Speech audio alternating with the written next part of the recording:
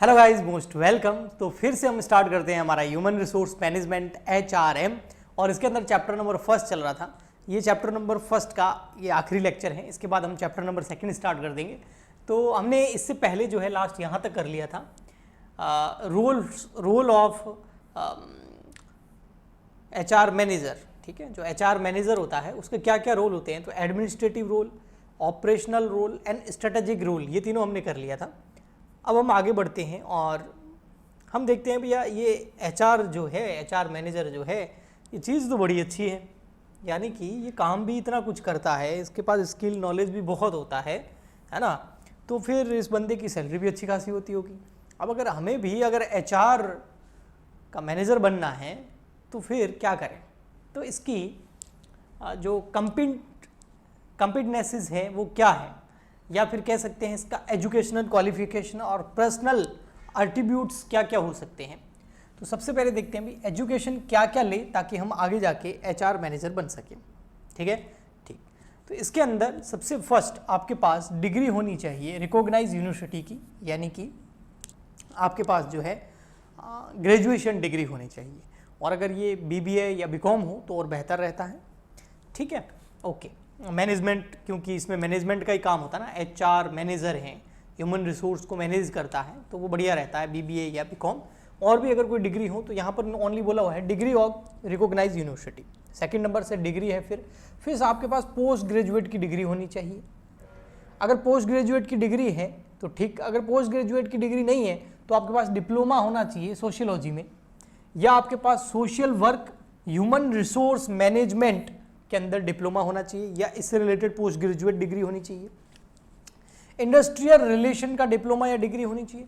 Labour welfare का diploma या degree हो सकती है। लेबर लॉ का जो डिप्लोमा या फिर पोस्ट ग्रेजुएट डिग्री हो सकती है ना। और या फिर आपने MBA कर रखा हो, लेकिन MBA पता है किस में कर रखा हो, MBA आपने कर रखा हो HRM के अंदर।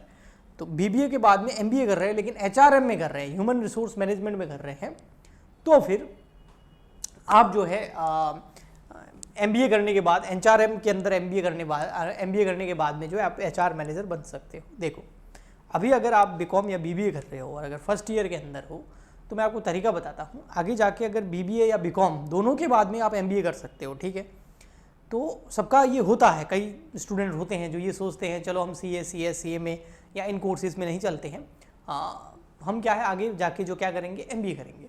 लेकिन यहाँ पर प्रॉब्लम पता है कहाँ आती है, BBA के बाद में आती है।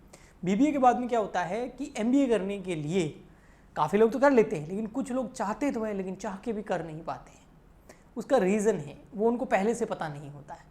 जैसे अभी कोई बच्चा फर्स्ट ईयर में है और सोच रहा है मैं BBA कर रहा हूँ, BBA कर रहा हूँ, BCom कर रहा हूँ और इसके बाद में मैं ना MBA कर लूँगा। ठीक है, अब उसके दिमाग में ये है और यही सोच के वो BBA कर रहा है। लेकिन BBA या BCom होने के बाद में जब फाइनल ईयर एग्जाम हो जाते हैं और वो पता करता है MBA के बारे में, तब उसको पता चलता है यार MBA की तो फीस अच्छी खासी होती है।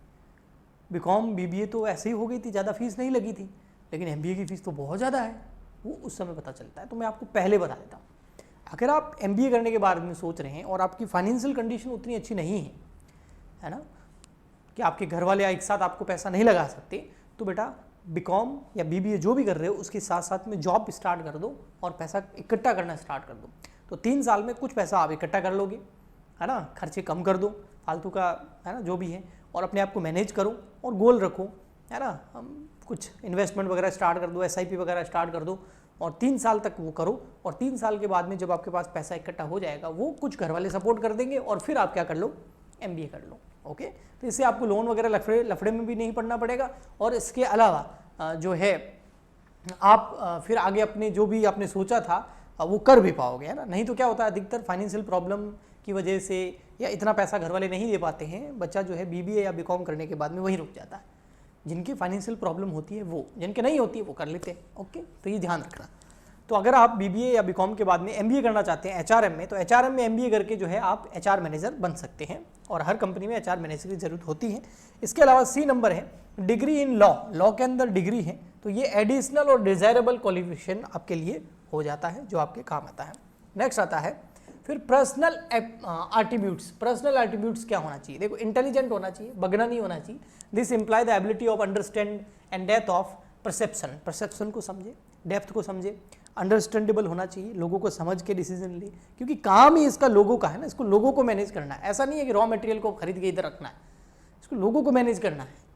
ओके, तो इंटेलिजेंट तो ये होना ही चाहिए, है ना, नहीं तो कोई भी बेवकूफ़ बना के चला जाएगा। कम्युनिकेटिव एबिलिटी, है ना, कम्युनिकेटिव करने की एबिलिटी होनी चाहिए, कम्युनिकेशन की एबिलिटी होनी चाहिए, जो वो बोलना चाहता है वो सामने वालों को समझा पाए, ऐसी एबिलिटी होनी चाहिए। उसके बाद डिस्टिंक्टनेस होनी चाहिए, इट मीन एनालिटिकल एबिलिटी होनी चाहिए कि एनालिसिस करें, साउंड जजमेंट को आराम से कर सकें, है ना, फोरसाइट यानी कि फ्यूचर के बारे में थोड़ा सा सोच सकें।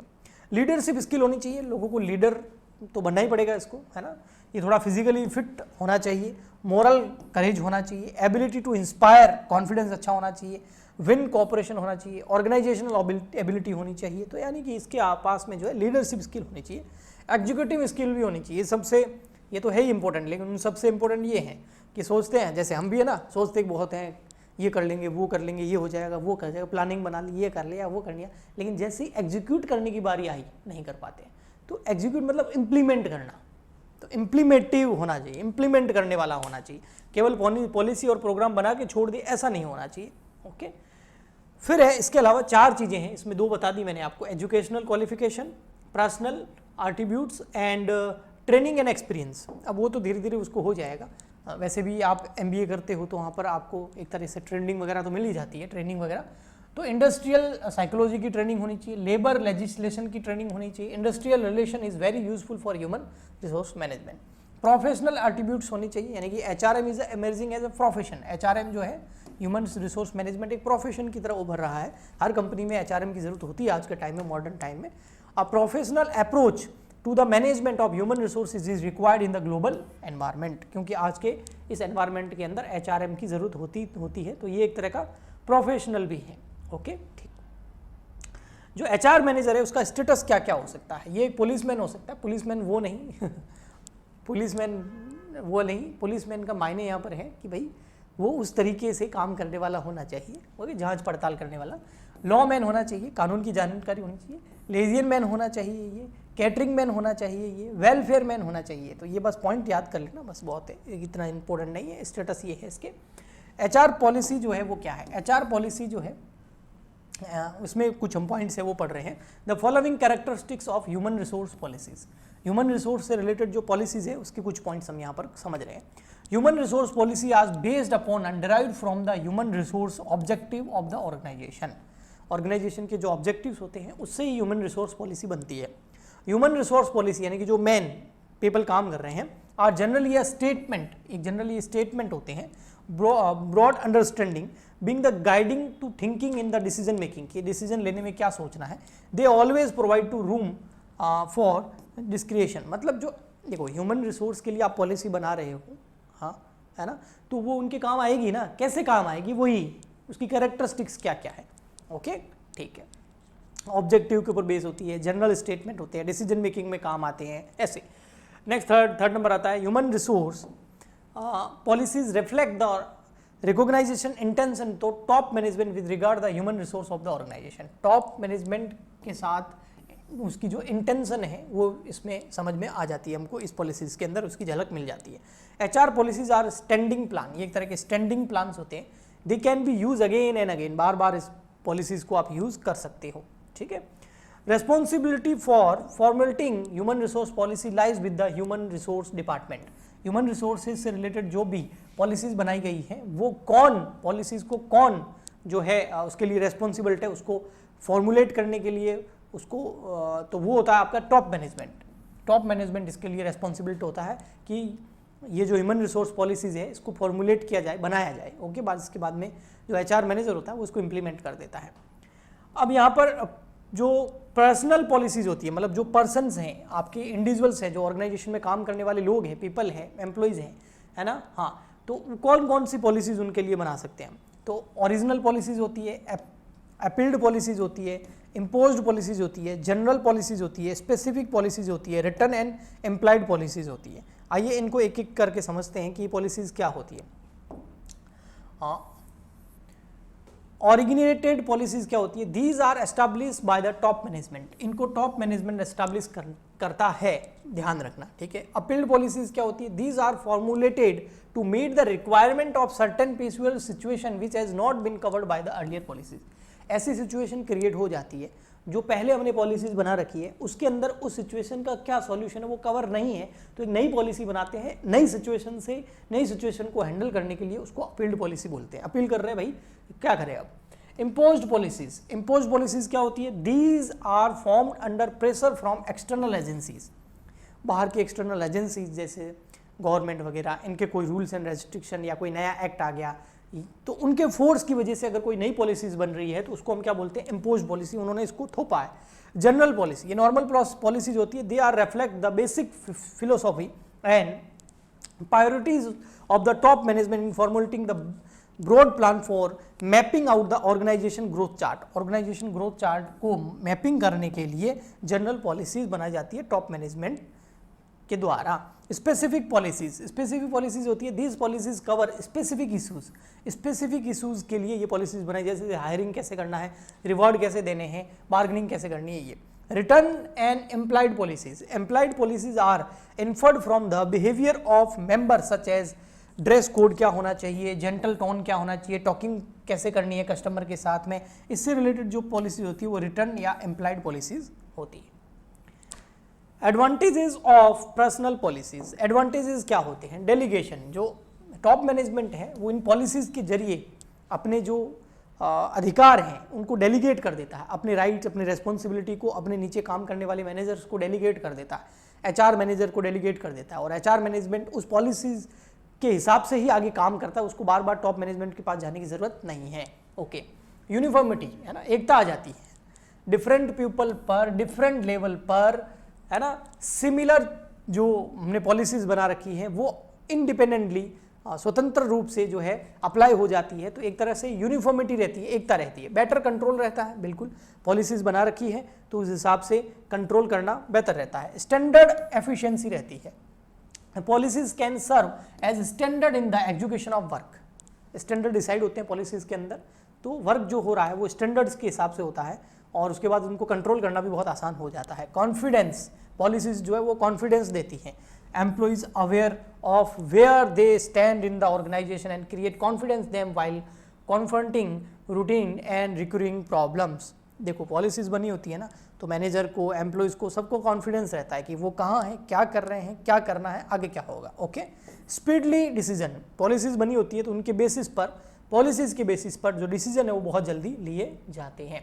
कुछ ऑब्स्टेकल भी आते हैं जब आप पर्सनल पॉलिसी को अप्लाई करते हैं एडमिनिस्ट्रेशन के अंदर, तो क्या क्या ऑब्स्टेकल्स आते हैं, क्या रुकावटें आती हैं। तो many times manager are required to follow policy guidelines, कई बार मैनेजर जो है वो पॉलिसी को जो है फॉलो नहीं कर पाते हैं, for they restrict the scope of managerial work and cartel executive freedom, उससे उनकी फ्रीडम खत्म हो जाती है। अब उनको पॉलिसीज के हिसाब से डिसीजन लेना है, लेकिन हो सकता है ऑर्गेनाइजेशन के लिए वहाँ पर डिसीजन उस तरीके से नहीं लिया जाना चाहिए जो पॉलिसीज में लिखा हुआ है, उससे ऑर्गेनाइजेशन को ज़्यादा फायदा होगा, तो यहाँ पर एक ये रुकावट आ गई है ना। नेक्स्ट है कॉन्फ्लिक्ट्स आ जाते हैं, कहाँ पर, एम्प्लॉयड एंड एक्सप्राइड पॉलिसीज के बीच में, ठीक, एम्प्लॉयमेंट मैटर के ऊपर भी कई बार कॉन्फ्लिक्ट्स आ जाते हैं। Personal policy demand constant revision modification, मतलब जो पर्सनल पॉलिसी होती है ना उनका टाइम टू टाइम रिवीजन करना पड़ता है, टाइम टू टाइम उनका मॉडिफिकेशन करना पड़ता है, टाइम टू टाइम उनकी रीस्ट्रक्चरिंग करनी पड़ती है ना। अब आज से 10 साल पहले की जो पॉलिसी बनाई हुई है वो काम थोड़ी आएगी, टाइम टू टाइम इनका चेंजेस इनमें करने पड़ते हैं, तो ये एक जो है डिफ़िकल्ट वर्क है कि बार बार जो है ये सब हमको करना पड़ता है, ठीक है। तो ये भी एक पॉलिसीज में रुकावट है, ऐसे बना के छोड़ देना वो नहीं होता है। Personal policy are not easy to communicate, इसको आगे कम्युनिकेट करना ईजी नहीं होता है। They are use, there is always the danger of falling into general guidelines and, मतलब इनको जो डेंजर होता है कि इसकी जो अंदर बातें लिखी हुई हैं उनको एकदम अच्छे से अप्लाई करना टाइम टू टाइम उतना आसान नहीं होता। In the most of the Indian industry human resource information system has not been fully developed. अब ये सबसे बड़ा ऑब्स्टिकल है, अभी इंडिया के अंदर ह्यूमन रिसोर्स मैनेजमेंट सिस्टम जो है या HRM जो है वो इतना ज़्यादा डेवलप नहीं हो पाया है, अप्लाई नहीं हो पाया है। अगर होता तो उसका असर इंडस्ट्री पे, सोसाइटी पे दिखने लग जाता। Man power planning is a time consuming and expensive exercise. देखो, मैन पावर के लिए प्लानिंग करना ये टाइम भी बहुत कंज्यूम करेगी और खर्चा भी इसमें बहुत लगेगा, क्योंकि जितनी भी बातें करिए वो फ्री में नहीं होगी। Coverage of possible personal policies क्या कवर करती है? सोशल रेस्पॉन्सिबिलिटी को कवर करती है और एम्प्लॉयमेंट पॉलिसीज को भी कवर करती है। सोशल रेस्पॉन्सिबिलिटी में इक्विटी आ जाती है, कंसिडरेशन अच्छा मिलता है, मतलब प्रतिफल जो काम कर रहे हैं उसके बदले में, है ना, जो पैसा मिलेगा वो, और क्वालिटी ऑफ वर्क लाइफ भी अच्छी हो जाती है। तो ये 3 सोशल रेस्पॉन्सिबिलिटी आती है, एकता आती है, पैसा अच्छा मिलता है, क्वालिटी आ जाती है। और एम्प्लॉयमेंट पॉलिसीज के अंदर क्या होता है? एम्प्लॉयमेंट पॉलिसीज के अंदर provision for equal employment opportunity involve selecting the candidate based on the job requirement and encouraging them to put in their 100%। जब कैंडिडेट को सेलेक्ट किया जाता है तो उसके बाद में वे अपना 100% दे पाते हैं, क्योंकि उनकी जॉब रिक्वायरमेंट के हिसाब से उनको सेलेक्ट किया जाता है और उनको एनकरेज भी किया जाता है। ठीक है, तो ये एम्प्लॉयमेंट पॉलिसी। नेक्स्ट आता है promotion policies. Promotion policies should be reconcile the demand of employees for growth and organization demand for fresh and much more promising talent, है ना। प्रमोशन पॉलिसीज का मतलब हो गया, ये पढ़ क्या रहे हैं, देखो ये थोड़ा सा वापस देखना है ना। हम ये पढ़ रहे हैं कि क्या क्या कवर करता है पर्सनल पॉलिसी। सोशल रेस्पॉन्सिबिलिटी को कवर करता है, एम्प्लॉयमेंट पॉलिसीज को कवर करता है, प्रमोशन पॉलिसीज को कवर करता है। प्रमोशन पॉलिसी का मतलब नए नए टैलेंट को अच्छे से हायर करना, प्रमोट करना, ठीक है। डेवलपमेंट पॉलिसीज को भी ये जो है कवर करता है। Policies should cover the kind of employees to be trained, time span of training programme, techniques, rewarding, awarening system, ये सब देकर के जो है पीपल का और ऑर्गेनाइजेशन दोनों का डेवलपमेंट होता है। रिलेशंस पॉलिसी, ये रिलेशन बेहतर बनाने में अच्छा रहता है। इसमें क्या होता है, आप जो है policies regarding motivation, moral, communicate, leadership style क्या होगी, ये सब रिलेशन पॉलिसीज होती है। अब ये पर्सनल पॉलिसीज जो होती है यहाँ, इसको फॉर्मुलेट कैसे करें, इसको बनाएं कैसे? तो सबसे पहले आइडेंटिफाई करो नीड, जरूरत क्या है, फिर उस जरूरत से रिलेटेड डेटा इकट्ठा करो, फिर उस कम्युनिकेटिंग द पॉलिसी, अब वो डेटा इकट्ठा हो गया, उसके ऊपर पॉलिसी को जो है कम्युनिकेट करो, और उसके बाद इवैल्यूएटिंग द पॉलिसी, पॉलिसी को बना दो। कम्युनिकेट कैसे करें, मतलब वो जो डेटा है वो कम्युनिकेट करो और उसके बाद पॉलिसी को बना दो। तो ये था आपका फॉर्मुलेशन ऑफ पर्सनल पॉलिसीज। अधिकतर एक बार रीडिंग मारने वाला ही ये लास्ट का हिस्सा था। मेन कंटेंट जो है मैंने फर्स्ट लेक्चर में अच्छे से करा दिया था। हम मिलेंगे नेक्स्ट लेक्चर के अंदर, नए चैप्टर के अंदर। आज के लिए इतना ही, मिलते हैं नेक्स्ट वीडियो में, तब तक के लिए goodbye and thank you.